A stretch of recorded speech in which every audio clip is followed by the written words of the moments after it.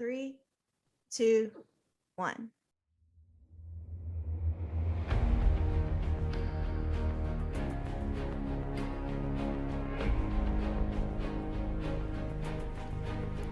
How long have you been in the Navy?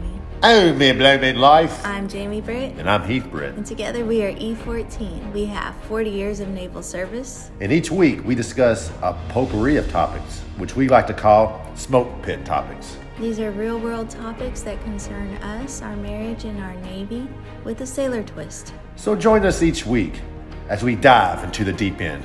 Booyah!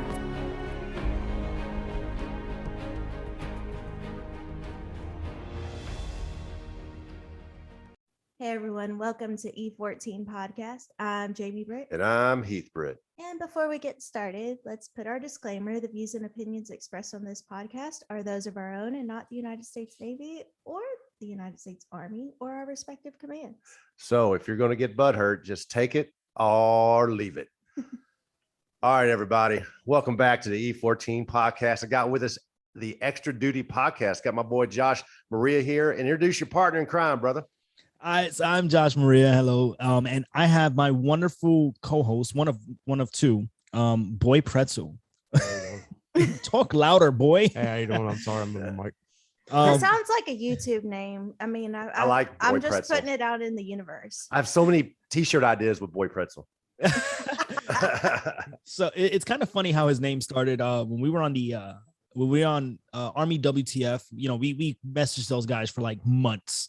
Right. Trying to get on their show, and they finally hit us back up.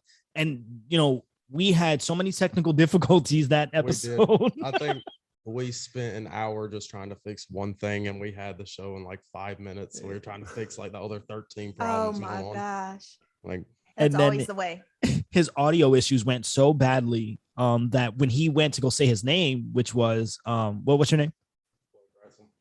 Like that. Did y'all catch that? Did y'all catch his name at all? No, it sounds Okay. like Boy Pretzel. It really Perfect. Exactly. Boy Pretzel. Because he doesn't have a name. Now it's Boy Pretzel. It's just gonna be like the Michelin tire man with a pretzel in my hand. That's gonna be the design. No, I see a picture idea of him wrapped up in 100 different ways with his face like photoshopped on the body, and he's wrapped up, and above it says Boy Pretzel. Oh. See, and they were trying to get me into this. They were trying to get my own stage name for me, and I think it was they called me Smoke. That's what it was. So we called you Toolbox. No, they called me Tackle Box. It was Tackle Box. And I just feel like using how would I even go about using Tackle Box on the show? I don't know. It's just like you're full of shit, so we thought you were Tackle Tackle Box. That's awesome. Or Toolbox shortened to Tool. So there you got Josh, you got Boy Pretzel. Is there anybody else you have on your team that's usually with you? Just for our audience. We have our stage manager Red. She pretty much runs all the camera work. She runs she basically does the things I don't want to do. She shifts the cameras and stuff over. And then I have another co-host, which is Herc Macias, but we call him Hercules, because that's his nickname. Everyone has a nickname but me. Oh, Mr. 6'4", because he believes he's 6'4", and he's actually like 4'11" or something. Yeah, damn near. Damn near 4'11". He tells everyone he's 6'4". Truck? Does he drive a big truck too? No, he drives a Volkswagen. It is manual though. It is a manual Volkswagen. Volkswagen. That's cool. He gets some dude points for that. So I had the pleasure of being on these guys' podcast back in October. Mm-hmm. I had a blast. The guys were so hospitable toward me. Had a great time. You have a great show. They are also a military podcast. They're Army, correct? Yes, active duty Army. Yes. Yeah. So they're the grunts. We're the sailors. We're gonna talk a little shit. But that's okay. It's all love. We're on the same family. Go Army beat Navy. That didn't happen this year, I don't think. Yeah, did it? I believe The Army beat Navy in Or 2022. I mean, it's all right. I mean, but you guys' PT standards are a joke, so it's okay. It's true. Really not for our football team tryouts. Jesus Christ, this was embarrassing. But we're on a ship. How far do we really have to run? You're right. I mean, honestly, I'd give anything to not run. Oh wait, permanent profile, baby. I'm temporary right now, actually. Really? I'm just old. Well, happy New Year, guys. Happy New Year, by the way. That's my God. You want to know how I celebrated my New Year? I watched the ball drop in New York. We was watching it. And my mom called me and she's like, Happy New Year. And I'm like, what? And it was we were a minute behind. It was delayed a whole minute. Oh shit. My God. And then I fell asleep because I cannot hang. But I've been spending 2 days trying to get Yes, over New Year's Eve. I'm a little bitch when it comes to that, man. I don't like it. I'd rather Exhausted. go to bed at 10. I can't do it no more, man. I used to party it the fuck up, and now I'm just like, man, this is exhausting. I don't even like. Yeah, We were like 10 minutes away from midnight, and I was like, I'm ready for bed. Yeah, can I just go to even bed? I'm done. But I have the question. Everybody wants to know. This is what I want to know. So when New Year's hit, did you and Boy Pretzel share a kiss? So he was real shy at first. I'll mute you real quick. He was really shy at first. And you know, he just went for it at that point. And, that's good. That's good. Yeah. Wow. That's I was kissing on New Year's with my beer. So well, you know, we're in the Navy. We have Navy fans. They want to know. No, I mean, you're right. I totally understand. Just so you guys know, he is very single. He has been single for a very long time. He has not gotten laid in at least 2.5 years, maybe 3, 4. It's been like a year, yo. Okay. So go ahead and put your phone number out there for our listeners. Go ahead. Let's hear it. Go. I'm gonna get called by like all those scam artists. Who cares? I already get text by them. You know what? I'll give you guys this number. Don't worry about it. This can drop your waist. If I start getting like 25 calls, maybe. I don't even get called as it is actually. So Boy Pretzel's phone number is 1-910-770-3129. Give him a call, ladies. Give him a call. He's single and he's ready to fucking mingle. I'm definitely changing my phone number. Oh, that's your real phone number? Nice. Yeah. Oh, look, I full send. I don't believe in not sending. I've had the same phone number since I was like 10. So. Oh, okay. Thanks. Yeah. So 840 number. Josh, you're going to have to shave that beard before tomorrow, right? Look, man, I might just wear a mask. Say fuck it. I saw your live video yesterday. I saw your live video yesterday. You're throwing a little bitch fit about having to shave.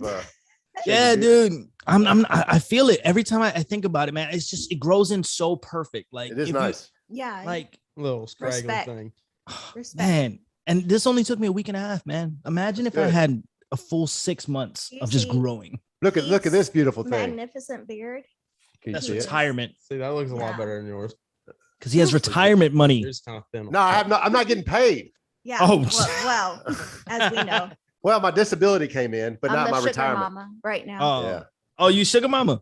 Sugar Yeah. mama. I feel that. I feel that. I can't wait. Yo, when my wife starts, she's doing the nursing right now. Once she becomes a travel nurse, that's it. I'm getting out the fucking army. Yeah, screw that. Dude, time to go. Yeah, and take care of the little shit ones.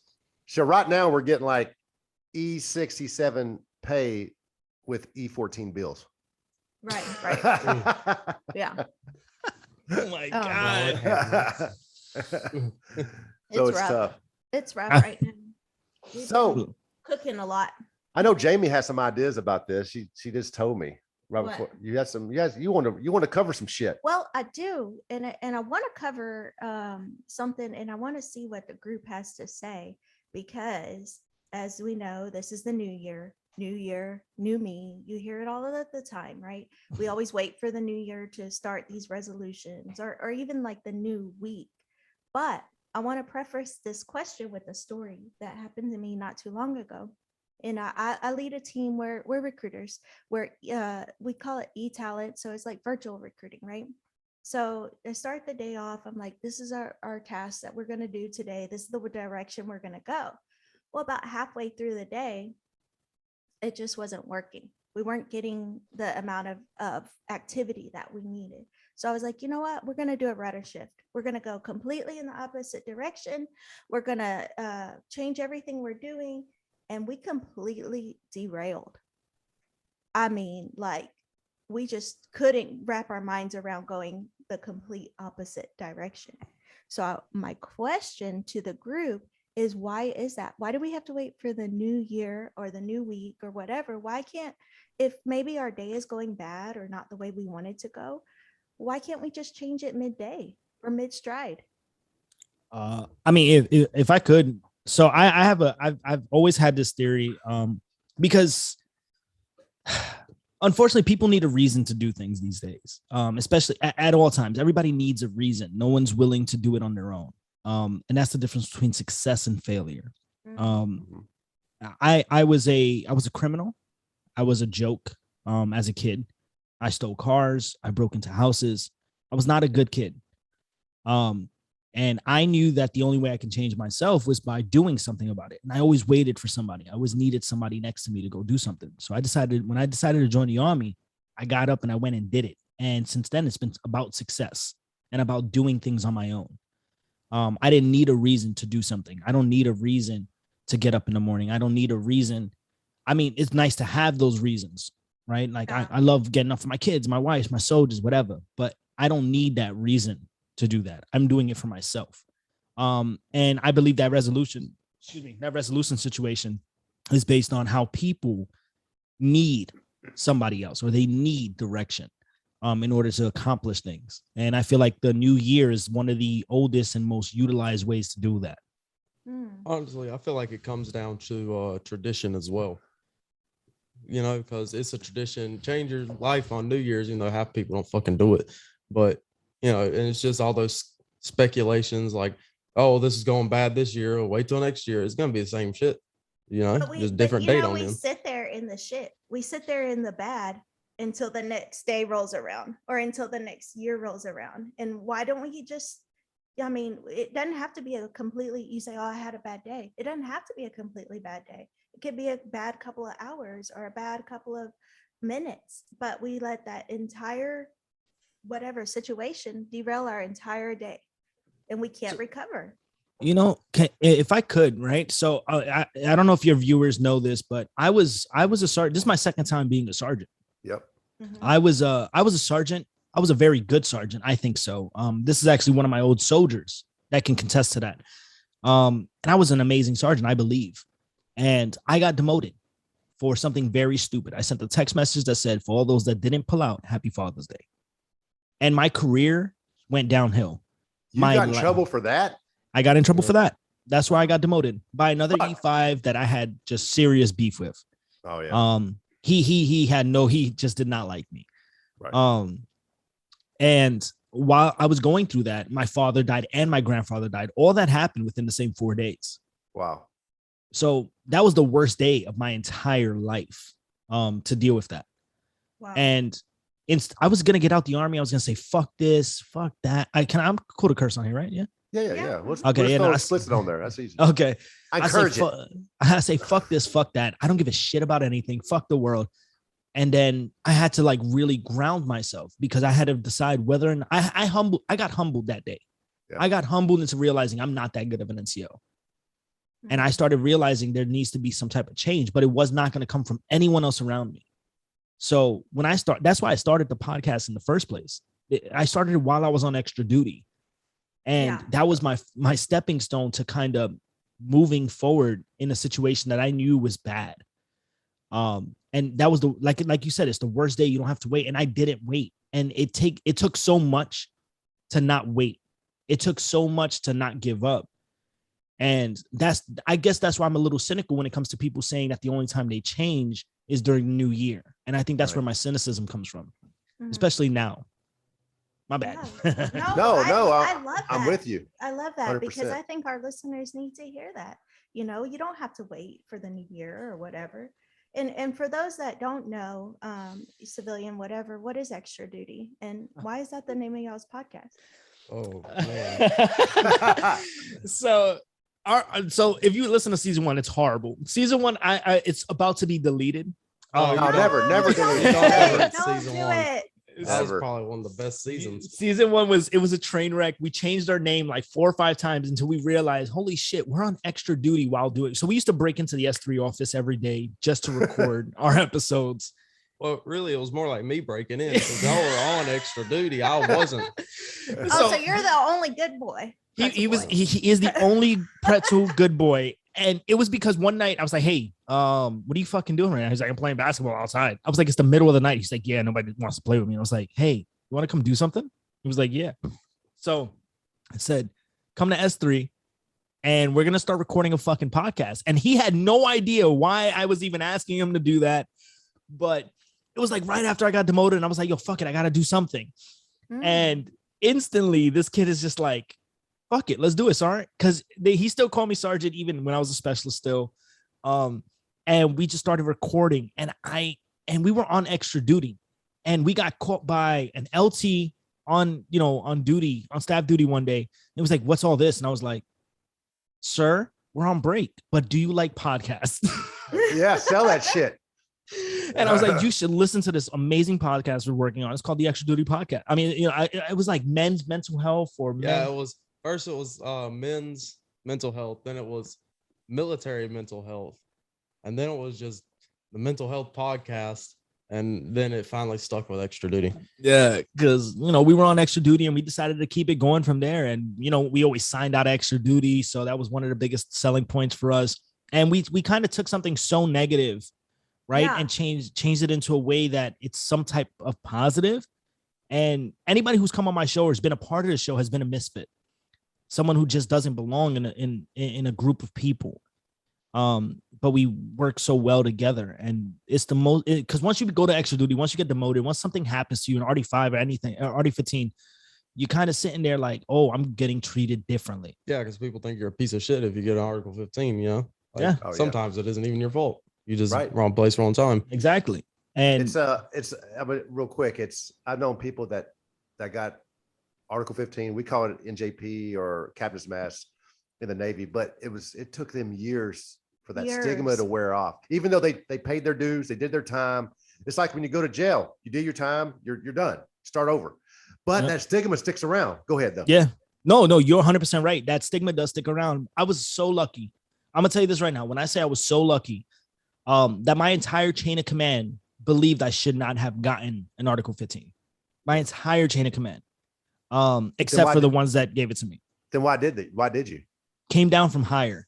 So I'm gonna be open about this. So it technically, my case was considered a sharp case. It was a sexual harassment case. Okay. Because of the text message that was sent. It was a group of dudes, and that's where it got hit as. So wow. And when it gets when the anonymous report happens, it goes straight up to core. So core was pushing for maximum. So everyone else had to kind of just fall in line with that situation. Right. And I mean, at the end of the day, I did what I did. I got in trouble. I did my time, but I was so lucky to have such a good chain of command that they still supported me. The moment it was time for me to go to the board, they sent me to the board. I got my P status back, and I got promoted. Right. And literally directly after I got shifted to a different unit, the commander who did my investigation originally, excuse me, she's the one who was my new commander. Wow. And it was so awkward at first. And then, she signed all my paperwork. She was super cool about it. She even let me go to BSEP the first day that I got to the unit. She signed my paperwork just recently. I just re-enlisted, guys. 3 more years. Nice. Congratulations. Congrats. But I re-enlisted so I can go to college. So for the next 6 months, I'm not in the Army. I'm just going to college. Wow. But you're still getting paid if you're in the Army, or? Yes, sir. That's a good point. Wow. Heck that's great. And that starts what? The 10th, right? I think the 10th is when I start college, and I'm right in it. I get all the grants and stuff that I need. But it's there. You got a comeback story. Everybody can come back. But Josh, you had people to push you to the comeback. You're right. And that support system is so important. It's something I talk about a lot on my show. That support system as an NCO, as any leader, you create the support system for the soldiers. And we've lost that, honestly, at in certain points. And I'm glad that we're getting that back. But we've seen it. For our leadership, or even Heath, you have 26 years. I want to hear your take on this, because you have a sailor, you have a soldier that messes up. You throw the book at him. Okay. Now, a lot of people, like you said, will live out that stigma for years. When is it time to start raising that sailor, soldier, Marine, airman back up? I mean, when rule have of thumb, they done their time? The rule of thumb, right? You get in trouble, you get an Article 15, NJP, Captain's Mast, or whatever they call it. You take your bad evaluation, you do your time, you come back. It's like it never happened. Yeah, that's the way it should be. It should be. Yes, it should be. Like, y'all agree? Do you agree with me? I 100% agree with you. Yes. Now, I always had a pretty good sixth sense, maybe just my years in the military, but I usually can look at a guy in the Navy. We have some kind of disciplinary review board. That's where your E7s, 8s, and 9s get this sailor, rip his ass apart, find out what the problem is, whatever, and then we'll recommend NJP or not. Right. at the end of the day. Normally I can look at that kid and I'll usually know if this is going to happen again with this kid. I'm usually right. But if it's a kid, I've set DRBs where the kids are good sailors, great sailors. Freaking, I would want them on my team any day of the week. You chew their ass. If they need to go to NJP, you send them up there, let them get popped, then let them heal and help them heal. Yeah. It's about the help, that support. Right. Because if there's so much a stigma out there with senior NCOs in the Navy, and some of it's true, most of it's not, that they're just there to hammer you. No, we're not there to hammer you. Because there's nothing you've done that we probably didn't do. We might not got caught. Yeah, exactly that. Exactly that. You know what I mean? There's stuff that we've all done it. And some of us got caught and recovered. It's the comeback story is what impresses me. How that person can come back from adversity. Because winning at the end is always the best, is always the outcome you want from anybody. But there's some shitheads out there that should never join. Yo, I've met one of them. You know what? We don't say names on our show. We don't say names. We don't say units. None of that. Yeah, same. I know one. He was your favorite. I know two, but one I wanted to hit every single day. Oh, which one? The first one or the second one? Second? Oh yeah. You talking about? Yeah. Look, I'm gonna tell you real quick story time. All right, this fucking kid. Oh man, this kid disappears in the middle of the night. He comes back and says, "I don't know what happened," and then they give him a drug test. This kid he got hit with. No, what happened? Go full set. Okay, so I got the full rundown of the story after it happened. So we had a 3-day weekend. Yeah, he leaves, he's gone, nobody hears from him the whole weekend. He comes back for formation and has a seizure in the office. Oh, right. Oh shit. So they take him to the hospital, they piss test him. He got busted for 4 different drugs in his system at the same time that caused him to have that seizure. Nice. I think it was heroin, cocaine, oh my God, weed, and meth. Yep. Ooh, that's a trifecta plus one. When I say, and then this is the story he told everybody. Some homeless, he picked up a girl who was, what was she? He picked up a girl who was hitchhiking and drove her to a bar, and some guy in the bar slipped him some drugs. All four of them in a pill. And I was like, okay, there's no fucking way that happened. The second story, like the second one that was floating around. Oh, he changed his story midway? Yep. That's a big no-no. And the second one that was floating around was he went to it's kind of like a amusement park / bar. And he was there at the bar and there was a girl with stage 4 cancer. And forgot about that one. He was making sure she was okay. And her boyfriend slipped him drugs in his drink. That was the second. What was the motive? I guess he was flirting with the stage 4 cancer girlfriend. I don't know, at a bar. So, yeah. Yep. And then totally believable. And me being the person that I am, this wonderful, I guess I love to call myself a sort of investigative journalist sometimes.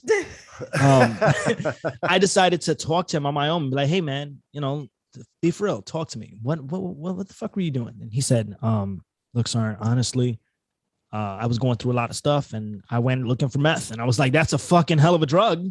Yeah. To go look for. Yeah. That's a going through shit. You take that, you're getting stuck. Like meth is like, I think meth is just like that's like the big one, right? Yeah.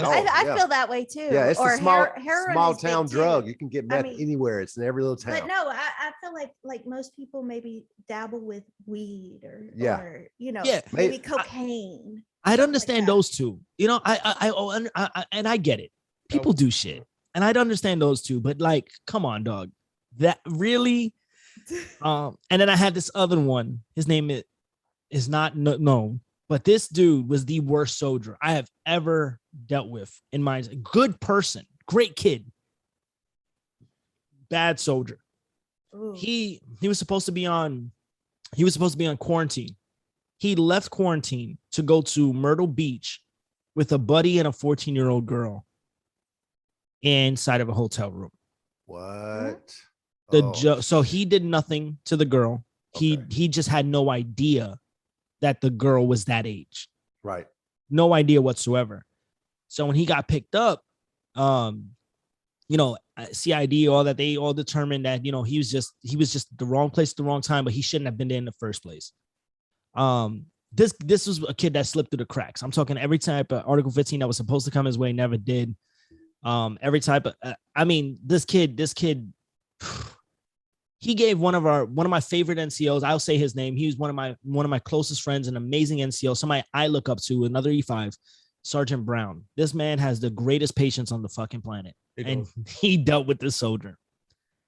But we've had some bad ones. That actually that leads me to another question, because do you feel, let's say you didn't get hit for that Article 15 or whatever, do you feel like, okay, I don't know how to phrase this question. Do you feel like the demotion and the comeback was worth it today than if you hadn't been caught or hadn't gotten in trouble, or didn't have some little bitch on the other side of that text whining? I mean, let's get real.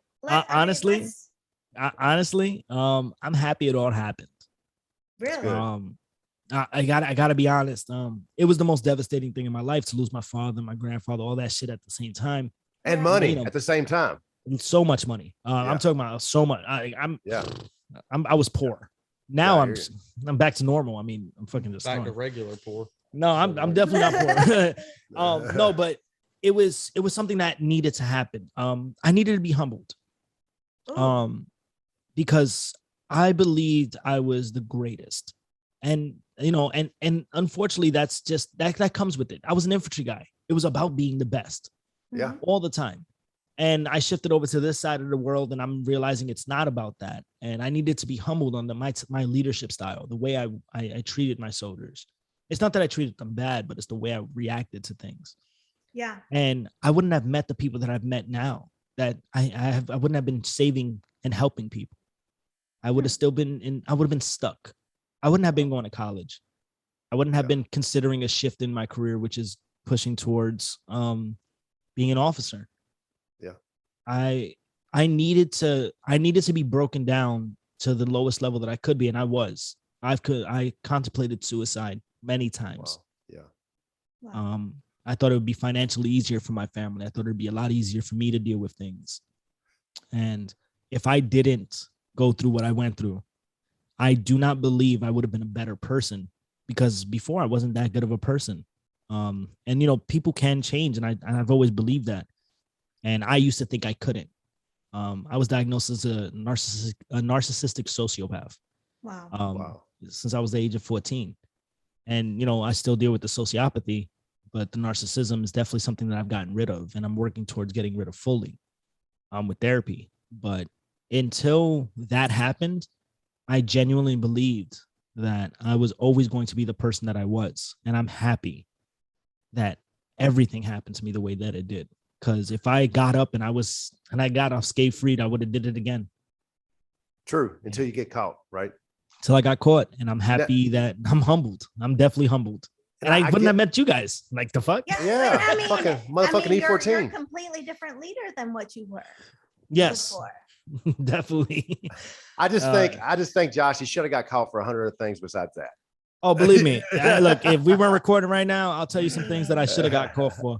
I got you on the back burner. Once we finish this episode, I'll tell you this one specific thing. I got you, brother. I got you. No, man, but you start out as a kid. You're a freaking vagrant, right? Like you said. Yeah, I was a vagrant. Bunch of jacked up shit. You joined the army. You found a home, right? And then you excelled, catapulted yourself to the top of your game. And so you had the big hit. It happens, man. It happens. And then all that shit comes to an abrupt stop with the freaking text.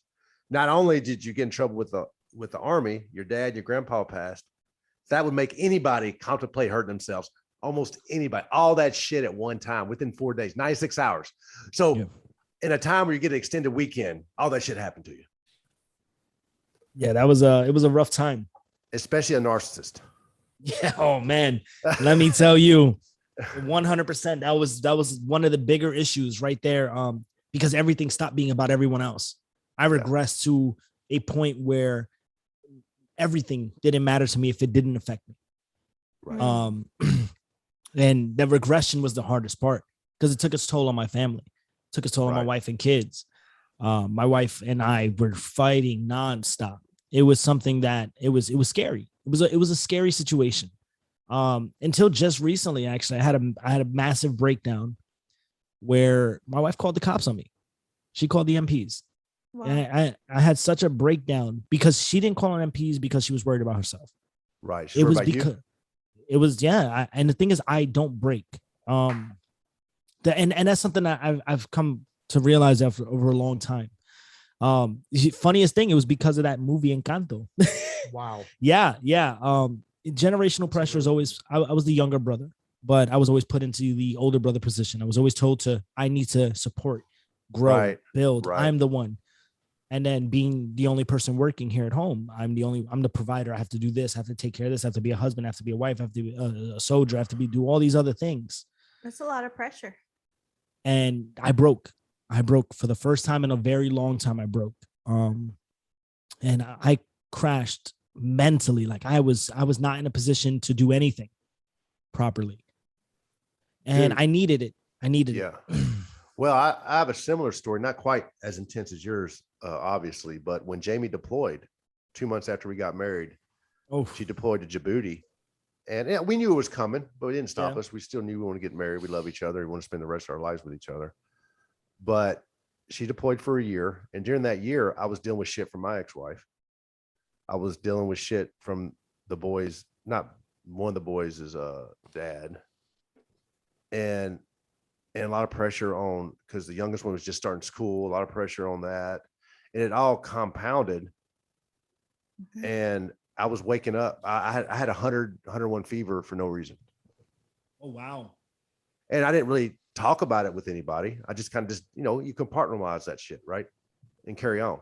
And I didn't know. I thought, man, I'm waking up with fever. I'm waking up in the middle of the night sweating from my fever breaking. And then I'll have a fever when I wake up. And I went to the doc. He did a whole round of tests on me, and I was good. And finally, the stress got better. Everything kind of worked itself out, and I wasn't sick anymore. So stress can screw you up. Yeah.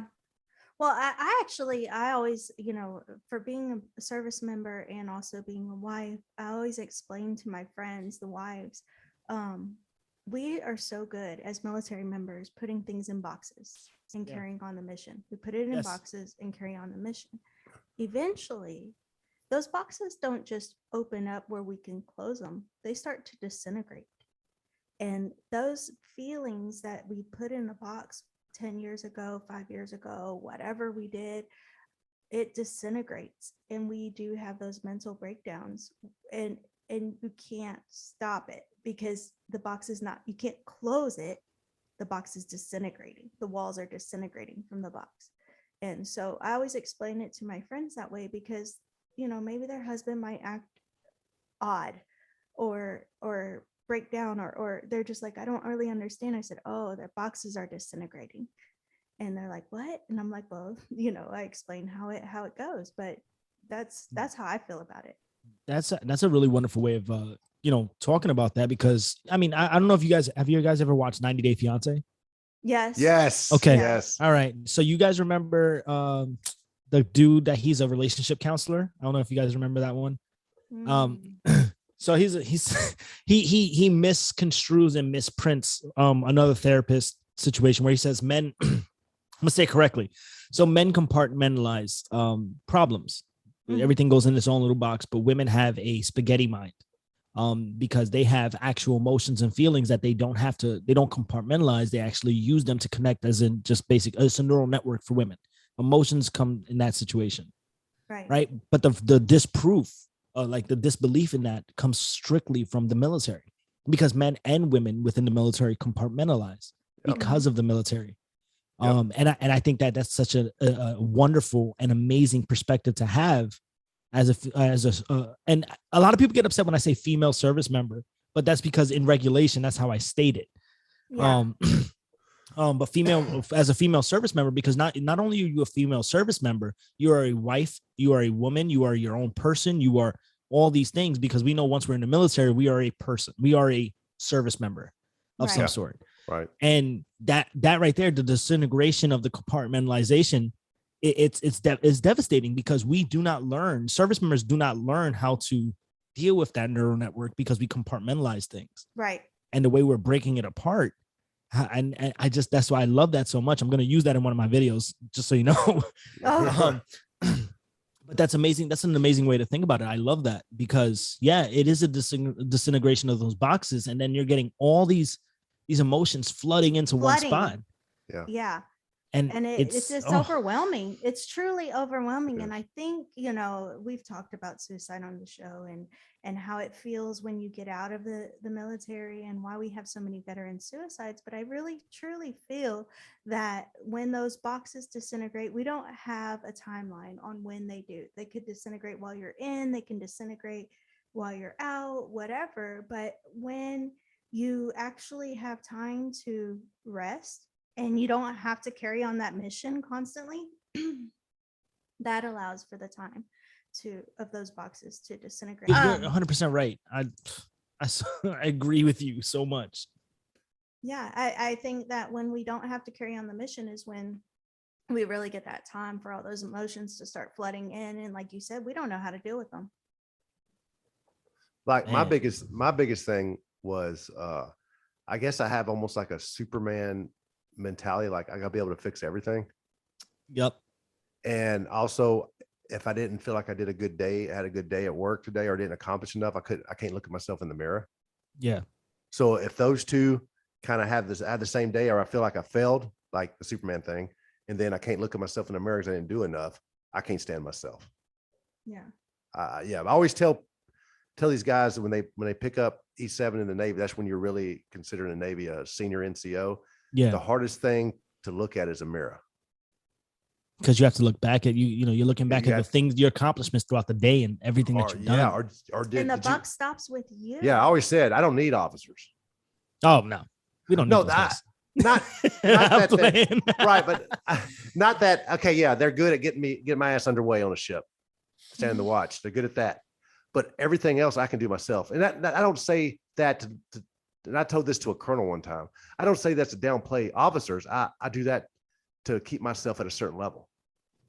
I 100% agree. But I mean, I take it in a different approach. I tell officers, I just recently screamed at an officer the other day, not saying that that's the right thing to do. Just, I'm not a disrespectful person. But everyone knows that, especially within my unit, if I say something and it sounds wrong, if it sounds disrespectful, it's for a reason.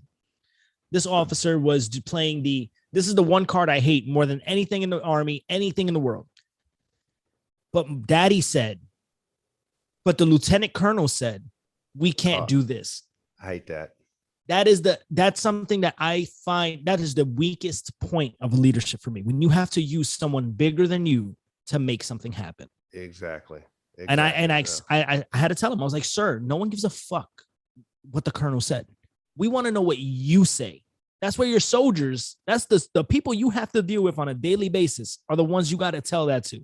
I don't give a fuck what the colonel says. The colonel's not down here. So when he's not down here, we're not going to listen to him. That's just natural. That's how a lot of soldiers act. That's how everybody acts. Truthfully, I used to feel the same way until probably just recently, but last few days or so, I've been really thinking about the difference between officers and enlisted, and it's needed.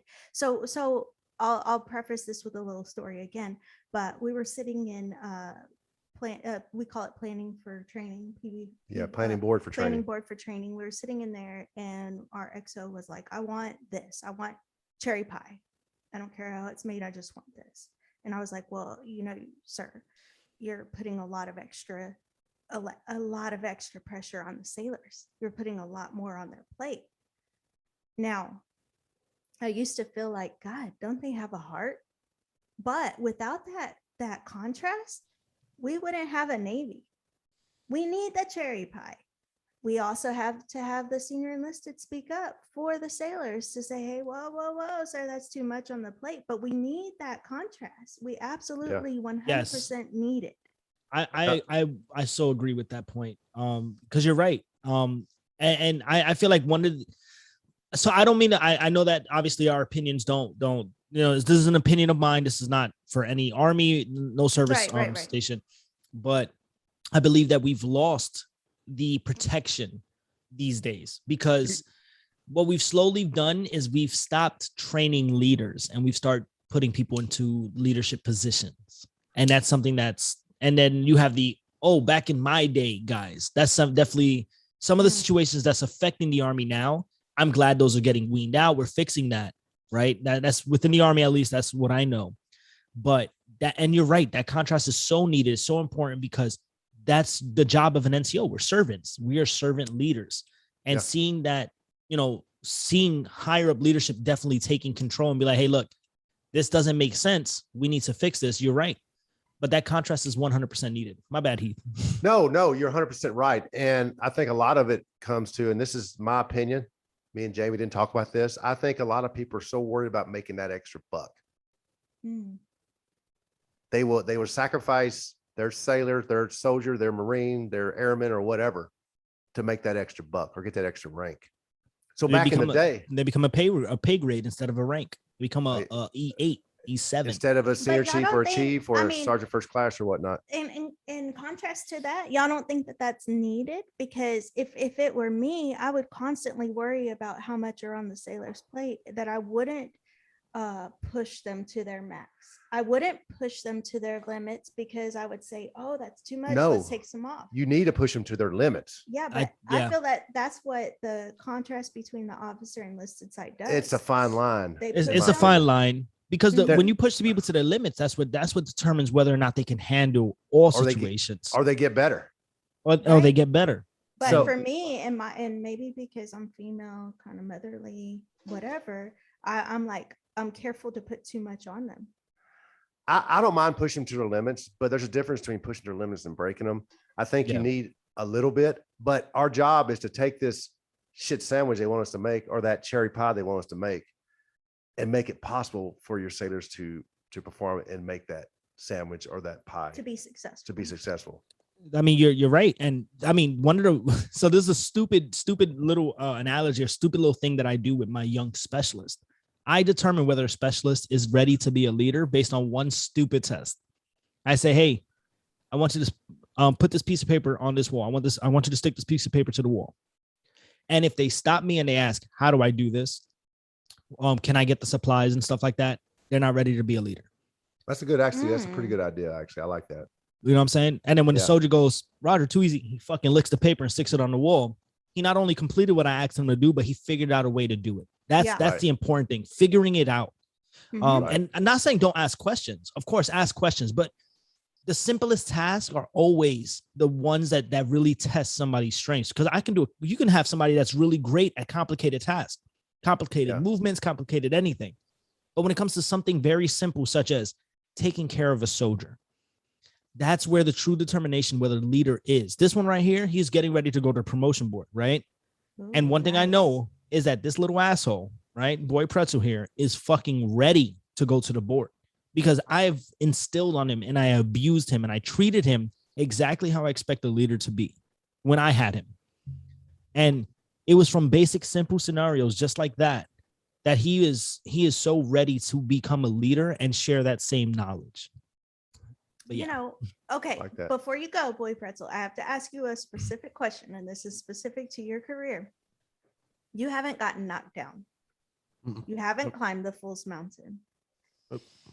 How do you say you're ready to be a leader at this point? I just listen to the leadership above me, honestly. Smart. I like it. So the rest of us don't listen. Yeah. I mean, it's because how I look at it, they're in the seat because somebody thought they were ready, So they're climbing because somebody thought they were ready. And now they're that somebody who can determine if someone's ready or not.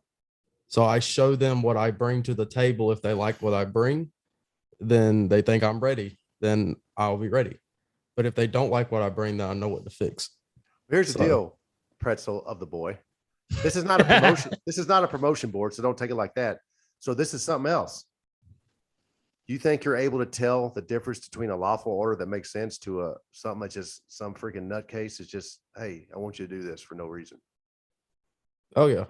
Okay, because that's important because especially where I've been stationed at, like this is my first duty station. I've been blessed with great leadership. I know the difference between great leadership and shit leadership because I've had both while I've been in. Which is weird. That's bad.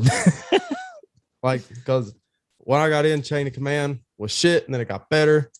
Then it got shit again, then it got better, and I could tell the difference. And that's how it is. let's That's talk how it about is in the military. There's ebbs and flows, right? Mhm. There's wave tops and then there's troughs. You got to take the good with the bad because I've learned just as much from shitty leaders as I ever learned from good leaders. Yes, sir. It's all learning experience. Honestly, so I tell this to all soldiers that go to the board. If you guys are listening and you guys want to hear this little nitpick, if not, shift over 10 seconds.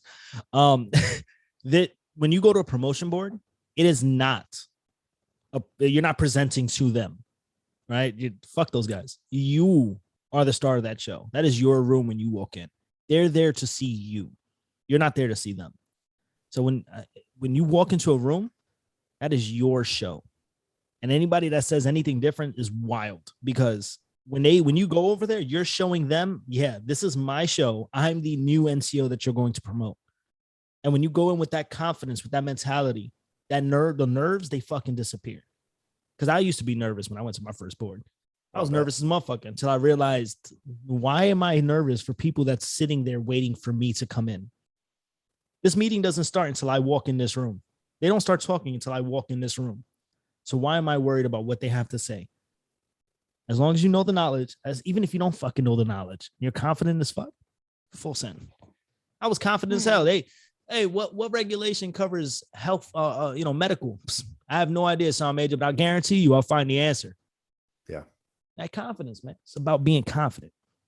And I mean, that's just my opinion. I don't know. That's what I do. You gotta be That's confident. not how we rank up, but that is perfect for some of our boards that We do a have. lot of boards. Like y'all do probably soldier of the quarter. We do sailor of the quarter. Yeah.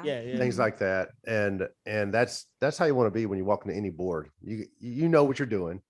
They're just going to listen to you tell them that you know what you're doing. That's it. Because you know what happens when you walk out? They turn to each other and they say, does he have what it takes? Or does she have what it takes? Yep. That's it. And is he or she better than the next guy that just came in or came in before you? It's just like that. It's not fancy. There's no secret. It doesn't matter if you knew that 2 + 2 = 4. Does she have, or does he have what it takes? A lot of the way you handle the question or the way you react to these questions or whatever is determined whether you know the question or not. It's how you react to being asked that. Because we don't know everything. Do y'all deal with this? Do y'all deal with reactions over, like, do you guys react or do you guys are you guys proactive or reactive? Because over here, it's a lot of reactive. Oh, that's dude, that's the military, man. That's the fucking military, dude. We're all reactive. And the only thing you can control is what you can control. You control your division, your whatever, your squad or whatever y'all call it. You can, as a leader, you can control that. But you can't control what some 06 tells you last minute bullshit that's got to happen. Yeah. All you can do is make sure your shit's in one sock. So when that 06 does that, you're ready for it. Mm-hmm. Oh yeah. Your business is taken care of, so you can take care of their business. So I gotta ask you, right? I'm pretty sure you guys would probably answer this at some point. So who's better at PT? What, Army and Navy or No. Jamie? You Heath and Jamie. What you got? Who has the higher PT score? Who? I do. What Obviously. she does, but if she has to go one-on-one with the great one, she gets smoked. Okay. Well, I mean, so who has a higher PRT score? Me. I have an outstanding. Actually, I haven't taken a PFA in so long because he's retired. Because I retired, and when I was active, when I was a beast, it was waived due to COVID. Oh, true. Yeah. I mean, I tell so you. truthfully, we go back and forth. When I came back from deployment, I was smoke checking him. Oh my gosh, he was working out doing 2-a-days on deployment. Yeah, I was doing like 2 a month. Yeah. Dude, I went during deployment. I went on deployment after basic training, and I left at like 1:40. I came back 2:15. Wow. Jesus Christ. You're a beast, huh? Oh man. Hey, you want to do some PT with me, buddy? No, last time someone did PT with you, they got hit by an LMTV tire. A what? Explain that to our audience. So an LMTV tire is like our troop carrier trucks. So they can hold like 24 people. So you can imagine the size of those tires. They got hit by a Mack truck. Yeah, but it was just the tire. It was just a tire because the kid, he thought he could stop a speeding tire going down a hill. See, everybody trying to compete. I mean, that's the difference. That's the difference between a soldier and a sailor. We would never even try that shit. What they were doing, they were rolling them around the motor pool. So, like, would you rather have flipped them? No. Okay. It was like cardio mixed with a tire, and the tire got away from him. He jumped in front, like, oh, I got this, like the Hulk catching a fucking meteor or some shit. That shit just peeled his ass over. like you got a TBI from that one. So it's like cardio mixed with some functional strength training. Oh yeah, but every single one of my PTs, they knew when I had PT that day. They knew what was gonna happen. They knew it was either football or you know tires. what? I have a story about that because I used to be like that dumb soldier. I used to think like I'll just go in there and take the hit, right? Oh, so I started training with the Marines, and it's their MECMAP, Marine Corps Martial Arts, and I was like, I'm strong. I could take a hit. Whatever. That's not the point. The point is to not take a hit. So I was like, we were doing these pugil sticks. I don't know if y'all know what they are. They're like yes, sticks with like the Q-tip ends, acting like bayonets and whatever. So we square off, me and this guy, and he runs at me and he just knocks me out. Boom, I'm down. All right. And so I was like, well, that sucked. So I'll get up again. I could take a hit, right? He runs at me again for the second time. Boom, knocks me out. And I was like, dang, I'm just standing in the way of this guy. So the instructor tells me, he says, next time he runs at you, why don't you take a step to the right and then hit him from behind? And I was like, oh. So the third time we square off, he does the same thing. He runs at me. I take a step to the right. I use his force and hit him and knock him out. And he was like, see, why were you taking all the hits? And I was like, oh, I don't know. I just felt like that's what you do. And then the next day you got concussion. Well, yeah, that we'll talk about that. I know about those. When that soldier got ran over by a tire, like it was like the truck should have just been there when it ran him over because he got flattened. Yeah, he got hit. That was when I was at NTC with my unit, and I came back and they're like, see what happens when we leave Santa Maria in charge of PT, people get hurt. Truthfully, I feel like that's the difference between you two. I feel like Boy Pretzel's the one that takes the step to the right and like, I'm not gonna let you hit me. It's true. I mean, you're the one that's like, boom. Yeah, no, I full send, man. I've definitely I've taken my hits. I fell out of a helicopter once, man, because I thought my equipment worked. Dude, speaking of helicopter, I got a guy I'm trying to get on the show. He actually got hit by a helicopter. What the fuck? Wait, is it tech? No, he's a special SO guy. Oh, okay. Well, I got this wonderful guy that you guys would love to who Tech. You remember Sergeant Tech? Yeah. This dude is fucking awesome. He actually got into a helicopter crash. It's one of my episodes. It's called "So You Got Into a Helicopter Crash and Then Went to Ranger School." Like that's what he did. Like that dude was a fucking beast. Yeah. And that's awesome too, because all the adversity you had in your career, Josh. But I listened to your episodes. You got some senior people on there that support your show.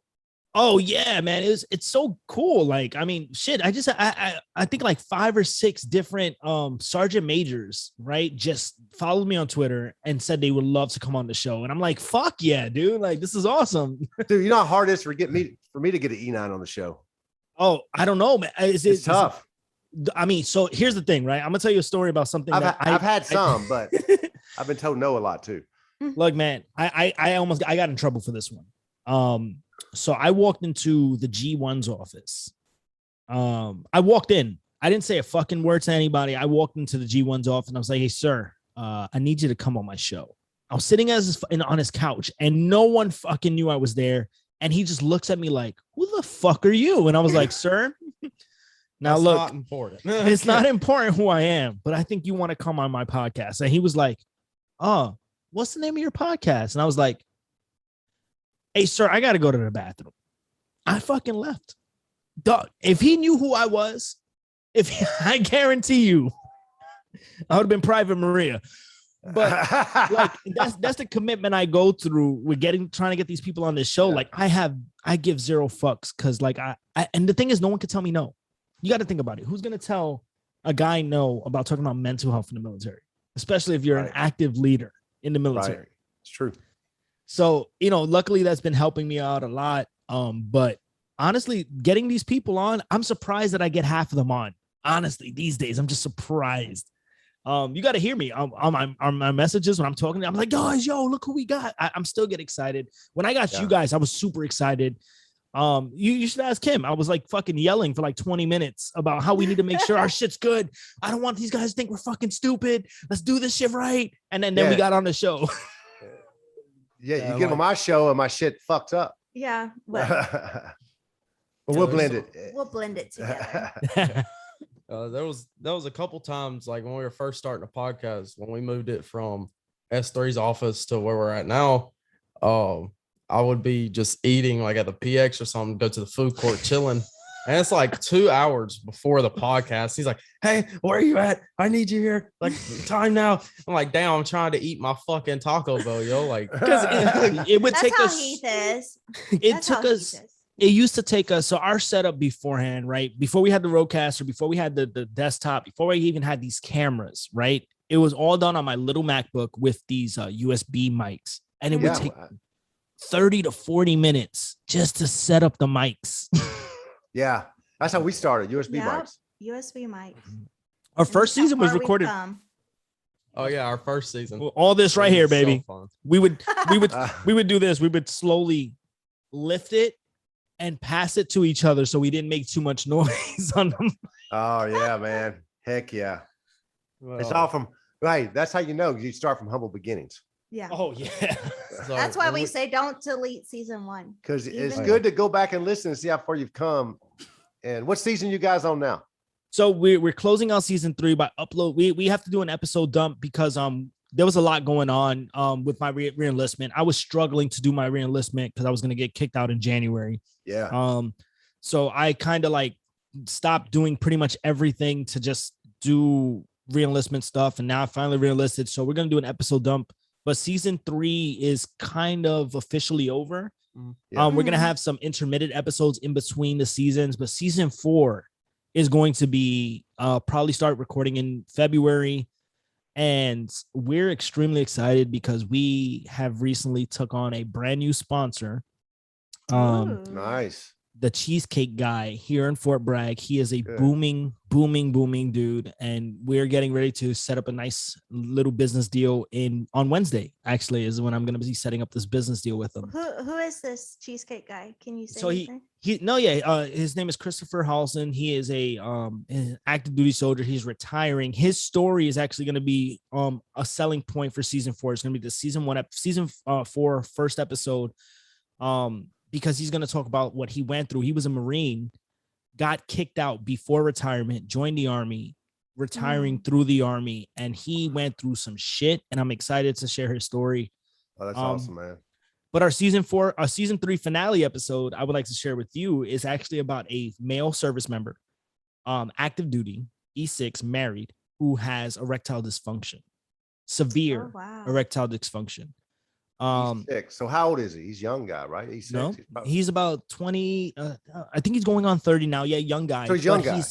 He's had it since he was 6. Wow. Yes. And he's married? And he's married. His story it's so wild. And honestly, it's extremely gruesome for the reason why he is Why He has erectile suffers from dysfunction. that. Yeah. Yes. And I'm extremely excited for that episode. That's He's very nervous, obviously. But yeah, I'm excited for that season 4 finale episode to come out. And yeah, it's definitely gonna be it's gonna be not only a selling point, but it's gonna be very educational for service members who want to understand what he goes through and what and I didn't know what erectile dysfunction really was. I thought you just couldn't get hard. Right. But that's what I thought. That's what I thought it was. Exactly. But apparently there's so much more to it. And hearing his story definitely opened my eyes a little bit. I mean, for fucking 10 minutes of the podcast, I didn't speak straight. He just went on and he just went on.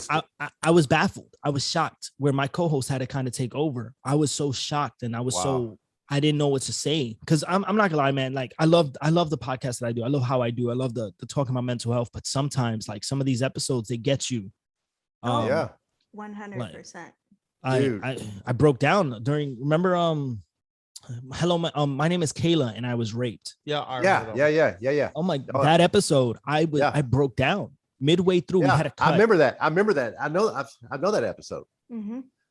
And we did one with a fellow chief, mental health. And I was just like, holy and suicidal ideations. And I was like, wow. Blew my mind. It's a lot, man. And honestly, I'm just happy that we're making an impact somewhere, you know? Yeah. Right. And I mean, you guys are obviously making a massive impact. I mean, I've been seeing you guys as following. Everybody loves you guys' show. You know, on Twitter, we're voted the America's favorite couple. By ourselves. We voted. We voted ourselves as America's favorite couple. That's awesome. Hey, you know what? On everything is real on Twitter. If you really think about it. I mean, damn, the former president treated it like it was a real thing, so it's got to be real. Hey, listen, first to contact, first to contract. That's what we say in recruiting, right? So if you say it first, it is what it's true. Is. You put it. It's like if you want to sue somebody, you got to hit them first before they hit you. Yeah, no, you're right. First to attack wins. I mean, on Twitter, I'm so happy we met on Twitter, and that's where we met. We met on Twitter. But 4 followers. On Honestly, though, guys, I hooked up with y'all through Florida Men on Florida Man. Mm-hmm. With who? Florida Man on Florida Man. Oh yeah, Florida Man. Oh, I love Florida Man. Every time he fucking writes something, I just enjoy it. Dude, I hit him up. No, actually, the Twitter person is one of the host's wife, and she said, "Look, this is a good podcast. You guys should hook up." And I started listening to y'all, and that's when I reached out to you. Oh yeah. So you want to hear something fucking horrible? So I will not be entering the Veteran Podcast of the Year awards next year. I will not be. Why? Because last year, I had multiple other podcasts that completely defamated our names. What? Not only, they try to get us kicked off the award show. I voted for you. I know they try to get us, and the thing is, I don't like talking, bad about other pod. I really don't care because my content is helping people. Yeah. But they were so competitive because they found out we got upgraded equipment. They found out all this other stuff. They think that we were doing the walk the line march situation where we were trying to donate money and stuff like that. They were saying that we were scamming people. They were doing all this extra shit. Yet I have all the receipts that I gave to the host of the show. Right. And I explained to him, I was like, look, man, I mean, I'm glad you're doing this, but I won't be a part of it next year because I don't want to be in this type of situation. I don't care about these other people. Honestly, I don't care. I like podcasts. I listen to their podcasts, but I don't care about what they have to say about us because what we're doing is actually beneficial. Mm-hmm. And I'm telling you, man, it was just so the world that I was in with these guys and some other people that we were working with at the time. It really showed me that I cannot trust everybody I work with. This podcasting scene, I don't understand the competition. I don't care about the competition. We have been very blessed. We have not had that experience at all. I say be careful. Because the thing is like there's some of these guys, like especially during once there's a competition involved, it's so big for them, and I guess that's what they need. I mean, for me, the podcast is just the beginning. I already told you, like the podcast is the beginning for me. The reason why we're becoming an LLC in the first place is so we can help veterans who want to be creators. Right. If you want to be a creator, you want to be a podcast, you want to be a YouTuber, we want to provide that equipment. We want to be there for you. Yeah. And a lot of these people, they think the podcast life is they want the podcast life to be their 100%. They believe they need to be the best at everything, and they only want the viewers to listen to them. And it's just not something I care for. And I think that the competition of it all is not something I'm willing to do again, just because I don't know. It seemed off for me from the beginning. So, I mean, if you guys enter, please enjoy it. Definitely enter. Definitely have your fun with it. We didn't even know that was a thing until I y'all didn't know entered. until you got nominated. I didn't know it was a thing. We didn't even know it was a thing. But yeah, but I voted for y'all because I thought Oh, y'all you had a good Thank you. show. We definitely And appreciate it. It's weird, but the only people that I surround myself with podcasts are either military podcasts or people Yeah. that appreciate military. Mhm. So, and that's the thing, right? But these military podcasters, there's some So, out there, man. It was other military podcasters shitting on y'all. Yes. You know what? That's bad I mean, form. do y'all want me to say their names? Because We'll say it off recording. Okay, we'll say it offline. I'll let you Yeah. know, so you know who to be Yeah. careful with, because Yeah. it's some dangerous people out there, man. But They that's even just vote. bad form. They even gave us honestly. bad ratings on our podcast. But it was only until y'all got entered into the award, right? Yes, it was just when we got entered into awards, but it was they gave us bad. We have like 5 bad reviews, like 1 rating reviews and 1 comment. And I know exactly who wrote the comment, because unfortunately, I'm unlike that person. I'm very tech savvy, and I have a lot of people that work for me. Right. So I found out exactly who they were. And I just blocked them on Twitter and Instagram and all that, because I don't care for any of that stuff. They badmouthed us once on a podcast, and I was just like, that's weird. Yeah. Like, So I'm gonna tell you some good podcasts you might want to hook up with, and I'm gonna give them a shout out because they always give us a shout out. Scuttlebutt podcast. Scuttlebutt, I have yet to link up with them, but I Link know up they're with them. awesome. They're awesome. They're- Wild Whiskey. You mind linking me with these people as well? No, You might hit fuck them no. up. Fuck no, I will. Hell yeah, thank you. Wild Whiskey with Ian. He's a sergeant first class. He's getting ready to retire this year. Awesome. Army guy. We're getting on with veteran trash talk as well. I never heard of them. Yeah, they're pretty cool. We had to cancel our episode with them because we were dealing with a lot of shit, but they're pretty good. Yeah. Who else you got? Another one. Who's the other military? Jay from Tragedy Academy. Oh, Jay, ex-Army dude. He Tragedy Academy. Okay. He's really good. He does a lot of cool episodes with Tragedy Academy is more about you were hit with like you were a perfect candidate for a Tragedy Academy. Like you get hit in the face, but you rise above it. Mm-hmm. Yeah. So that he's good. If you want to branch out and go to the movies, you could try Chuck and Ruff. Chuck and Ruff, go to the movies. Guy. They do a lot of Chuck's ex. Chuck E5 Norris is his name. His name is Chuck Norris. Jeff Chuck Norris. Dope. Yeah. So he's really good. He's he got out of the Navy as an E5, and now he runs those water taxis and water ferries. Oh, okay, that's pretty dope. Over in North Carolina area. He's in North Carolina. Oh, cool. We'll probably link up with him like that. Yeah. Hey, y'all have Uncle Cheesecake? Is he the guy? Uncle Cheesecake? No. His name is the Cheesecake Guy. He just recently popped up in North Carolina. But he started booming really fast.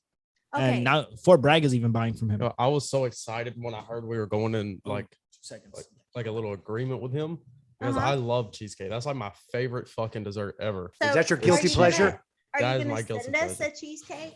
That's what I'm trying to figure out. What's Are we that? going to get a cheesecake? Oh yeah, as we a probably. present? Can you Yeah. send one? Can he ship it? Can the cheesecake guy He most ship it likely can. Yeah.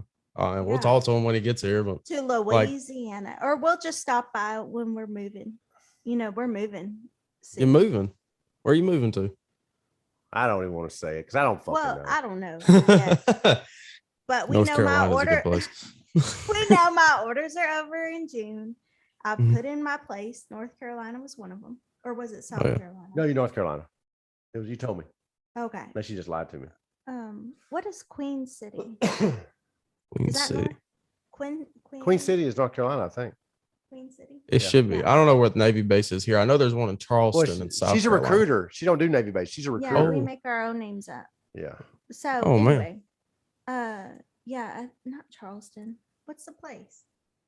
Charlotte? Oh, Raleigh. Raleigh. Raleigh, you'll be, I think it's an hour or 2 hours from Fort Bragg. That was my second choice. Yeah. But we're trying to go to New York. Not New York City, upstate New York, in the Oh, where the country- upstate. where the country folk live. Oh yeah. Well, I know Maria will love if y'all go to New York because he's from there. I don't love New York whatsoever. We're not going to not NYC. We're talking like Buffalo area. We might cut this part out because we hadn't really put it out, but I don't have orders yet, so I don't want to. Throw it out. I don't want to overhype it. And I'm the dependent. Yeah. Ooh. So we're trying to go to Buffalo. We're trying to go to Buffalo. I should do my own podcast. Go from senior chief to dependent. That's actually pretty good. I would listen to that. From senior to senior dependent. Yeah, I'm a From dependent. senior to sir. No, you're the pendejo.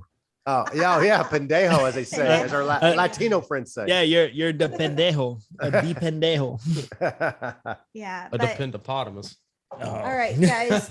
Now, before we cut out though, man, I want you to tell me what's happening in the Extra Duty podcast. No, what we already talked about what's happening. No, I want to know what's in the future. Oh. I want to know more stuff. I already said that. No, I want to know more stuff. I want to know about what's besides you got the guy you're talking about, the E6 you were talking about with the issues, erectile dysfunction. You talked about a couple of things. So what do you see yourself in a year? Where do you see yourself in 5 years? January of 2023. Oh. So unfortunately, we're gonna be losing Boy Pretzel and Hercules because maybe PC. Oh, maybe. Okay. So that's even better. But there I do see the LLC being stood up officially. And also our marketing department and network being active for other service members that want to be creators. But there's something very important that I really see us getting within the next year. I see me being allowed to do what I do now actively within the military, just podcasting. So I've been speaking with, I've been working very closely with CORE here at Fort Bragg to basically allow me to use their set down in, where they have their set, and actively being a part of the PAO to kind of simply do military mental health podcasting. And there's one more part that I merchandise is obviously a big deal for us that we're going to start pushing out. Yeah. But the number one thing that I do see us doing is we're going to be helping with a lot of volunteer situations, which include assisting service members with suicide and all these other things, but also donating close to hopefully about $20,000 to $30,000 to nonprofit organizations that help mental health within the military. So within the year, that's what I'm hoping for. Nice. And please give us all your social contact. If you guys want to find us on we're on TikTok, Extra Duty Podcast. On Instagram, it's extra duty _ it's extra _ duty. You guys can find us on Twitter with Extra Duty Pod. And if you guys go to our link tree, which is available on every single one of those platforms, there's a link that takes you to every single link that we have available: YouTube, Twitter, Facebook, and anywhere else that you guys listen to podcasts. If you guys go on Google and type in the Extra Duty Podcast, we'll pop up by at least the first 2 pages. Nice. But yeah. And I'm gonna say something. You guys are super professional because I reached out to your podcast when we were hooking up.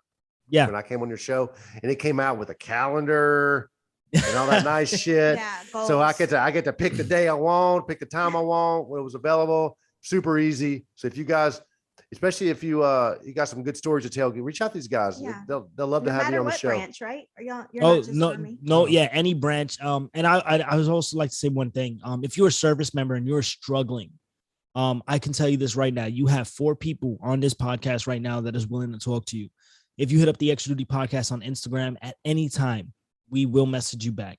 If you guys send us an email and I email you back, you will have my phone number so you can contact me directly. We are here to make sure service members stay alive, and we are here to make sure veterans stay alive.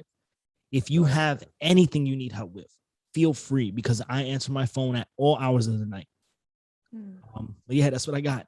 Apparently, I my phone as well since it's already out on the podcast. Yeah. Hey, Boy Pretzel, ladies, if you're single, ready to mingle, you got your boy Pretzel here, ready to hook up. So give him a call. And Josh, thank you, man. You guys, you're a beautiful human being, both of y'all. Thank you for what you do to our active duty and veterans. And with that, we wish you fair winds and following seas.